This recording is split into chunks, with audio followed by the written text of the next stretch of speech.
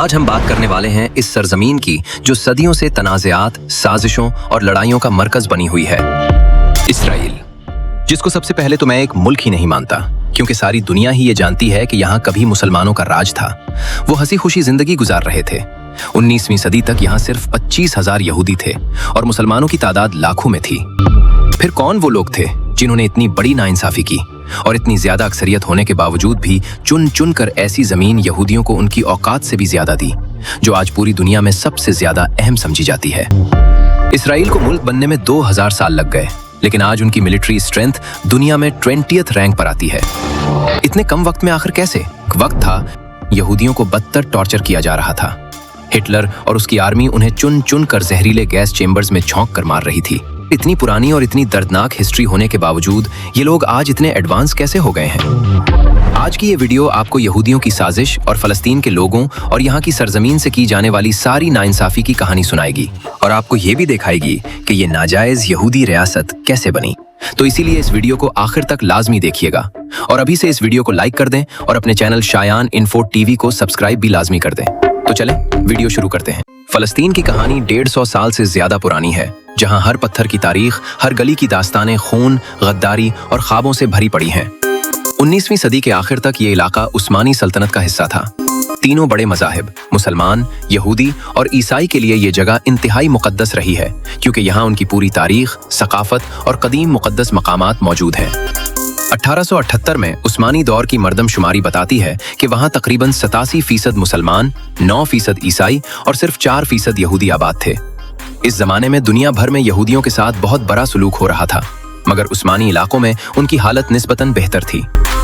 आहिस्ता आहिस्ता उनके अंदर अपनी अलग यहूदी रियासत बनाने का ख्वाब पक्का होने लगा और फलस्तीन से बेहतर जगह मजहबी और जियो स्ट्रेटेजिक लिहाज से उनके लिए कोई और थी ही नहीं। उस्मानी सुल्तान अब्दुल हमीद दूम इस साजिश से पूरी तरह वाकिफ थे, इसलिए उन्होंने यहूदियों की फलस्तीन में जमीन खरीदने और बड़े पैमाने पर हिजरत की राह में सख्त रुकावटें खड़ी कर रखी थीं। मगर 20वीं सदी आते आते उस्मानी सल्तनत कमजोर हो चुकी थी। पहली आलमी जंग में उन्होंने जर्मनी, ऑस्ट्रिया हंगरी और बुल्गारिया के साथ मिलकर सेंट्रल पावर्स का हिस्सा बनाया। बरतानिया, अमेरिका, फ्रांस और रूस ने उन्हें हराने के लिए मकामी अरब लीडरों की मदद चाही। मिस्र में बरतानवी हाई कमिश्नर सर हेनरी मकमाहोन ने शरीफ मक्का हुसैन बिन अली के साथ 1915 से 1916 तक खत्तो किताबत की। इन खतूत में वादा किया गया कि अगर अरब उस्मानियों के खिलाफ बगावत कर दें तो जंग के बाद अरब इलाकों समेत फलस्तीन पर भी उनका कंट्रोल हो जाएगा। शरीफ मक्का ने यह पेशकश कबूल कर ली और उस्मानी सल्तनत के खिलाफ बगावत कर दी। दूसरी तरफ बरतानिया यूरोप और अमेरिका के ताकतवर यहूदी लाबियां की हिमायत हासिल करने के लिए अलग खेल खेल रहा था। नवंबर 1917 में बरतानवी खारजा सेक्रेटरी आर्थर बेल्फर ने लॉर्ड रॉथस्चाइल्ड को खत लिखा, जिसमें यहूदियों को फलस्तीन में अपनी अलग रियासत बनाने की हिमायत का वादा किया गया। तारीख इसे बेल्फर डिक्लेरेशन के नाम से जानती है। एक तरफ अरबों से वादा, दूसरी तरफ यहूदियों को सरजमीन। ये थी बरतानिया की क्लासिक डबल गेम। दरअसल बरतानिया को फलस्तीन की जियो स्ट्रेटेजिक अहमियत का पूरी तरह अंदाजा था। यह इलाका सुएज कैनाल के करीब है, मशरक़ वुस्ता का गेटवे है, तेल के रास्तों पर कंट्रोल रखता है और मुस्तकबिल में मगरबी ताकतों के लिए बफर जोन बन सकता था। इसलिए उन्होंने अरबों के बजाय यहूदियों को यह सरजमीन देने का सोचा। पहली आलमी जंग के बाद उस्मानी सल्तनत टूट गई। इराक, उर्दुन और फलस्तीन समेत बहुत से इलाके उसके हाथ से निकल गए। फलस्तीन बराह रास्त बरतानवी कब्जे में आ गया। हालात देखकर सहयूनी तहरीक ने रफ्तार पकड़ ली। दुनिया भर की यहूदी तंजीमें अरबों से महंगे दामों जमीनें खरीदने लगीं और यूरोप, रूस, अमेरिका से लाखों यहूदी फलस्तीन की तरफ हिजरत करके आए। दोनों तरफ की आबादियों के दरमियान मुसल्ला झड़पें बढ़ती गईं, जिससे बरतानवी इंतजामिया परेशान हो गई। इस सूरत हाल को हल करने के लिए बरतानिया ने पेल कमीशन बनाया। कमीशन ने रिपोर्ट दे दी कि फलस्तीन को 2 अलग अलग हिस्सों में तकसीम कर दिया जाए, मगर अरबों ने इस तजवीज को मुकम्मल तौर पर मुस्तरद कर दिया। वो अपनी आबाओ अजदाद की सरजमीन को किसी भी कीमत पर तकसीम होने देने के लिए तैयार नहीं थे। ये वही वक्त था जब तनाव उरूज पर पहुंच रहा था और आगे आने वाले बरसों में ये आग मजीद भड़कने वाली थी। दोस्तों, पेल कमीशन की तजावीज मुस्तरद होने के बाद भी बरतानिया ने हाथ नहीं रोके। उन्होंने बार बार कोशिशें की कि अरब और यहूदी किसी न किसी तरह एक काबिल अमल हल पर आ जाएं। वुडहेड कमीशन, 1939 का व्हाइट पेपर और कई और रिपोर्ट सामने आई, मगर उन सारी कोशिशों में एक बात साफ थी। बरतानिया यहूदियों को उनकी असल आबादी और जमीनी मिल्कियत से कहीं ज्यादा हिस्सा देना चाहता था। दूसरी तरफ अरब पूरी तरह पुरज़्म थे कि फलस्तीन में यहूदियों को कोई भी किरदार या जगह नहीं मिलनी चाहिए, बल्कि जो आ चुके हैं उन्हें भी बाहर करना है। एक तरफ बरतानिया कमजोर कोशिशें कर रहा था तो दूसरी तरफ यहूदियों की बड़ी तादाद यूरोप से फलस्तीन की तरफ हिजरत करती रही। 1918 में बरतानवी कब्जा शुरू होने के बाद 1946 तक तकरीबन 3,75,000 यहूदी यूरोप से आकर यहाँ आबाद हो चुके थे। इस बड़ी हिजरत ने पूरी आबादी का तवाजुन बदल दिया। जहां पहले यहूदी सिर्फ 6% की छोटी सी अकलियत थे, वहीं 30 बरस के अंदर वो 33% की एक बड़ी ताकतवर अकलियत बन गए, यानी दूसरी सबसे बड़ी आबादी। दूसरी आलमी जंग के बाद नौ आबादियाती दौर खत्म होने लगा तो फरवरी 1947 में बरतानिया ने फैसला कर लिया कि अब फलस्तीन से अपना कब्जा खत्म करके वापस जा रहे हैं। जाते जाते उन्होंने पूरा मसला अक़वाम मुत्तहिदा के हवाले कर दिया। आगे बढ़ने से पहले आप ये वीडियो कहां से देख रहे हैं, अपने भाई को कमेंट बॉक्स में लाजमी बताएं। और हाँ, अगर अभी तक चैनल को सब्सक्राइब और वीडियो को लाइक नहीं किया तो अभी से कर लें। अक़वाम मुत्तहिदा ने इस मसले को हल करने के लिए एक खास कमेटी बनाई जिसका नाम था United Nations Special Committee on फलस्तीन। 11 ममालिक की यह कमेटी। अरब लीडर्स ने इस कमेटी को गैर कानूनी करार देकर मुकम्मल बाइकआउट कर दिया और अपनी आवाम को भी इससे कोई ताउन न करने का हुक्म दे दिया। मगर यहूदियों की तरफ से ज्यूश एजेंसी और ज्यूश नेशनल काउंसिल ने इस खाली मैदान का फायदा उठाते हुए पूरी ताकत से लॉबिंग शुरू कर दी। उन्होंने कमेटी के अरकान को फलस्तीन के मुख्तलिफ इलाकों का दौरा कराया, उनसे मुलाकातें की और अपना केस बहुत मजबूती से पेश किया। कमेटी के अंदर भी इख्तलाफात हुए। 7 ममालिक, ज्यादातर मगरबी, ने फलस्तीन को 2 हिस्सों में तकसीम करने की तजवीज दी, जबकि 3 ममालिक ने तकसीम के खिलाफ राय दी। आखिरकार अक्सरियती राय के मुताबिक तकसीम का प्लान मंजूर हो गया। इस प्लान में फलस्तीन के मखसूस इलाके यहूदियों को और मखसूस अरबों के लिए अलग अलग किए गए। अब जरा इस सरजमीन की जोग्राफियाई अहमियत भी समझ लें, क्योंकि ये बात आज 2026 में भी इतनी ही अहम है जितनी उस वक्त थी। फलस्तीन मशरिक़ वुस्ता के दिल में बैठा है। अगर नक्शे पर गौर करें तो शुमाल और मशरिक़ में उर्दुन, शाम, लुबनान, इराक और सऊदी अरब जैसे अरब ममालिक हैं। मगरिब में मिस्र है। शुमाल मगरिब में बहरा रूम है जो यूरोप, तुर्की और कुब्रस से जुड़ता है। यानी ये 3 बड़े अज़मों एशिया, अफ्रीका और यूरोप के संगम पर वाक़ है। इसके अलावा ये तेल के अहम रास्तों, समंदरी ट्रेड रूट्स और स्ट्रेटेजिक चौकियों पर है। आज के दौर में तो ड्रोन्स, मिसाइल टेक्नोलॉजी और रेड सी क्राइसिस की वजह से इसकी अहमियत और भी बढ़ गई है। जो भी यहाँ कंट्रोल करता है वो पूरे रीजन का तवाजुन बदल सकता है। अगर आप यूरोप या एशिया से जमीनी रास्ते से अफ्रीका जाना चाहें तो फलस्तीन के अलावा कोई दूसरा सीधा रास्ता तकरीबन मुमकिन ही नहीं। ये एशिया और अफ्रीका के दरमियान कुदरती पुल की तरह है। इसी वजह से फलस्तीन को दुनिया का सबसे प्राइम रियल एस्टेट कहा जाता है।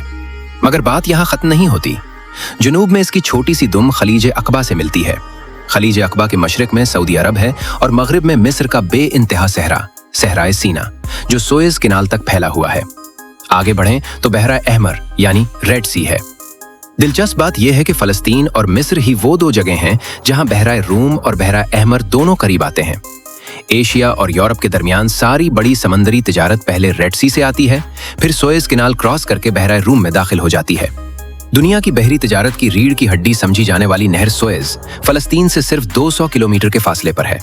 यानी अगर आप सोएज किनाल की ट्रैफिक पर नजर रखना चाहें, उसे कंट्रोल करना चाहें या जरूरत पड़े तो बंद भी करना चाहें तो फलस्तीन के पानियों में बेड़े रखने से बेहतर कोई जगह नहीं। और आज 2026 में तो ये अहमियत और बढ़ गई है। रेड सी क्राइसिस, हूसी हमलों और नई ट्रेड रूट्स की वजह से बहुत से शिपिंग कंपनियां मुतबादिल रास्तों की तलाश में हैं। अगर सोएज किनाल को बाईपास करने वाली कोई नई बड़ी नहर बनानी हो जो रेड सी को बहराए रूम से जोड़े, तो फलस्तीन ही वो वाहिद खित्ता है जहां ये मुमकिन है, क्योंकि यहाँ दोनों समंदरों तक रसाई है। फलस्तीन के जुनूब में खलीज अकबा से लेकर मुल्क के वसत तक नेगियू यानी नकब का सहरा फैला हुआ है। यह इलाका मुल्क के तकरीबन आधे रकबे पर मुश्तमिल है, मगर इंसानी आबादी बहुत कम है। इसके बिल्कुल दरमियान वेस्ट बैंक यानी मगरबी किनारा है, जो दरियाए उर्दुन के मगरबी किनारे पर वाक़ है। ये पूरा इलाका जोर्डियन हिल्स की ऊंच नीच वाली पहाड़ियों पर मुश्तमिल है। वेस्ट बैंक और नकब सहरा के मशरिक में बहराए मुर्दार यानी डेड सी है, जहां पानी इतना नमकीन है कि कोई जानदार नहीं रह सकता।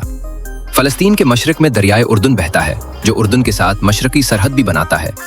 ये दरिया शुमाल में गोलान की पहाड़ियों से शुरू होता है, पहले सी ऑफ गलील तक जाता है, फिर वहां से डेड सी में गिरता है। सी ऑफ गलील के आसपास का इलाका गलील, अपर जॉर्डन रिवर विली और जजरील विली बहुत जरखेज है। यहाँ ज़राअत के लिए बेहतरीन हालात हैं, क्योंकि सी ऑफ गलील साफ पानी का बहुत बड़ा कुदरती ज़ख़ीरा है। वेस्ट बैंक के साथ वाला साहिली मैदानी इलाका शीरोन प्लेन भी इंतहाई जरखेज है, जहां खूबसूरत फार्मिंग और बागात नजर आते हैं। दोस्तों, वेस्ट बैंक के अंदर वाक़े है वो शहर जो तीनों बड़े मज़ाहिब इस्लाम, ईसाइयत और यहूदियत के लिए सबसे ज्यादा मुक़द्दस माना जाता है, यानी यरूशलम। ये एक ऐसा मकाम है जहां हर गली, हर दीवार और हर पत्थर की अपनी अलग अलग कहानी है। अब बात करते हैं अक़वाम मुत्तहिदा की इस कमेटी के तक़सीम वाले प्लान की। कमेटी ने जो रिपोर्ट पेश की उसमें सबसे जरखेज और अहम इलाके इसराइल को दे दिए गए। पूरा नेगेव सहरा, जरखेज जजरी अलविली और साहिली मैदानी इलाका शीरोन प्लेन इसराइल के हिस्से में आ गया। साफ पानी का सबसे बड़ा कुदरती जखीरा सी ऑफ गलील भी मुकम्मल तौर पर इसराइल को मुंतकिल कर दिया गया। कल मिलाकर इसराइल को फलस्तीन के कुल रकबे का 57% हिस्सा मिल गया, जबकि अरबों को सिर्फ 43%। अरबों को मिला इलाका लुबनान सरहद के करीब गलील का कुछ हिस्सा, वेस्ट बैंक और गज्जा का शुमाली इलाका था। यरूशलम शहर को बैनुल अक़वामी कंट्रोल में रखने का फैसला किया गया। बहरा रूम की 2/3 से ज्यादा साहिली पट्टी भी इसराइल के पास चली गई। जनूब में खलीज उक़बा तक पूरा नेगेव सहरा इसराइल को दे दिया गया। इससे इसराइल की जियो स्ट्रेटेजिक पोजीशन बहुत मजबूत हो गई, क्योंकि उसे बहरा रूम और बहरा अहमर दोनों तक बराह रास्त रसाई मिल गई।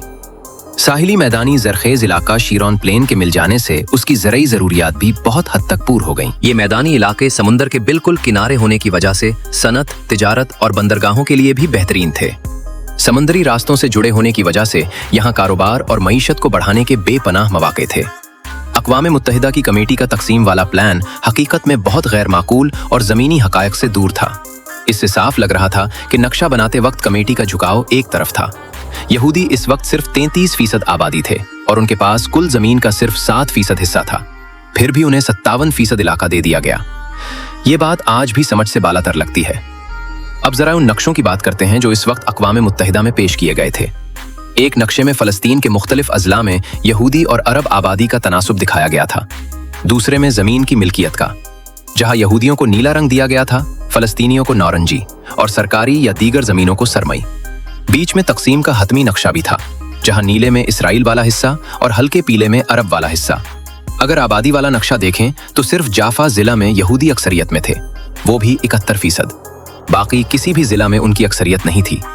ज़मीन की मिल्कियत वाले नक्शे में भी जाफा में उनकी सबसे ज़्यादा मिल्कियत थी, मगर वो भी सिर्फ 39%। यानी किसी एक ज़िला में भी उनकी ज़मीनें अक्सरियत में नहीं थीं।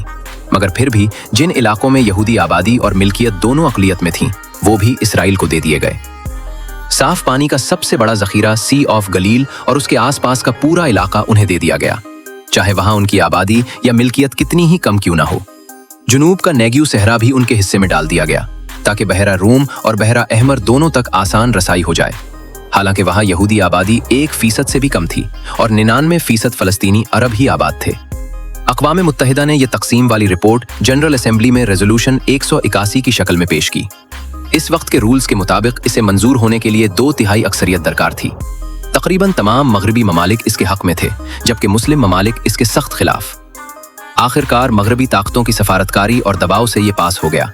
दरअसल उन ममालिक को इस खित्ते में एक मजबूत इत्तेहादी चाहिए था जो तेल से माला माल मशरिक़ वस्ता में उनके जियो स्ट्रेटेजिक, तिजारती और दिफाई मफादात की हिफाजत कर सके। अमरीकी इंतखाबात में बड़ी फंडिंग करने वाली यहूदी तंजीमें और कांग्रेस के यहूदी अरकान ने सदर हैरी ट्रूमन पर जोर डाला कि वो दूसरे ममालिक को भी इस करारदाद के हक में वोट देने पर मजबूर करें। ये दबाव और सिफारती खेल तारीख के सफ़हात पर आज भी मौजूद है। अमेरिका ने अफ्रीका और जनूबी अमेरिका के कमजोर ममालिक पर दबाव डाला, इमदादी पैकेजेस का लालच दिया। 26 अमेरिकी सेनेटर्स ने दस्तखतशुदा टेलीग्राम भेजे कि अमेरिकी इमदाद चाहिए तो इस करारदाद की हिमायत करो। इन तमाम कोशिशों के नतीजे में 29 नवंबर 1947 को वोटिंग हुई। 57 ममालिक में से 33 ने हक में, 13 ने खिलाफ और 11 ने वोट ही नहीं दिया। यूं रेजोल्यूशन 181 2/3 अक्सरियत से पास हो गया। पाकिस्तान और भारत दोनों ने इसके खिलाफ वोट किया था। अरब क़यादत ने इसे अक़वाम मुत्तहिदा के मैंडेट की खिलाफ वर्जी करार देकर मुस्तरद कर दिया। करारदाद पास होने के बाद बरतानिया ने ऐलान किया कि वो 14 मई 1948 की रात को फ़लस्तीन छोड़कर जा रहा है। बरतानिया के जाने से एक दिन पहले यहूदी क़यादत ने इसराइल के क़याम का ऐलान कर दिया। फ़लस्तीनियों ने तक़सीम के खिलाफ आम हड़ताल की कॉल दी। एहतजाज जल्द ही पुरतशद्दुद झड़पों में तब्दील हो गया और दोनों कम्युनिटीज़ के दरमियान खाना जंगी शुरू हो गई। ये आग जल्द ही अरब रियासतों और इसराइल के दरमियान भरपूर जंग में बदल गई। ये जंग 9 महीने चली। मिस्र, उर्दुन, शाम, लुबनान, इराक, सऊदी अरब और यमन, ये 7 अरब ममालिक शामिल थे। जंग अरब ममालिक की हार पर खत्म हुई तो इसराइल ने अक़वाम मुत्तहिदा की करारदाद में फ़लस्तीन को दिए गए कई अहम इलाकों पर भी कब्जा कर लिया। इसके बाद फ़लस्तीन और भी सुकड़ गया। 1956, 1967 और 1973 में मजीद बड़ी जंगें हुईं और हर बार फ़लस्तीन का रकबा कम होता चला गया। आज 2026 में फ़लस्तीन गज़ा और वेस्ट बैंक के छोटे छोटे टुकड़ों तक महदूद रह गया है। इसराइल वेस्ट बैंक में गैर कानूनी बस्तियों को तेजी से बढ़ा रहा है और अपना कंट्रोल मजबूत कर रहा है। ये इक़दामात बैनुल अक़वामी क़वानीन की खुली खिलाफ वर्जी हैं, जिन्हें दुनिया भर में गैर कानूनी समझा जाता है। मगर अमेरिका आज भी इस मामले में इसराइल के सबसे बड़े हामी के तौर पर खड़ा है। फ़लस्तीनी सब कुछ खोने के बाद बैनुल अक़वामी ज़मीर पर दस्तक दे रहे हैं, मगर बड़ी ताकतें खामोश तमाशाई बनी हुई हैं। इनका सबसे बड़ा गला अपनी अरब क़यादत से है, जो वसाइल और ताकत होने के बावजूद मुक़द्दस सरज़मीन के दिफा में नाकाम रही है।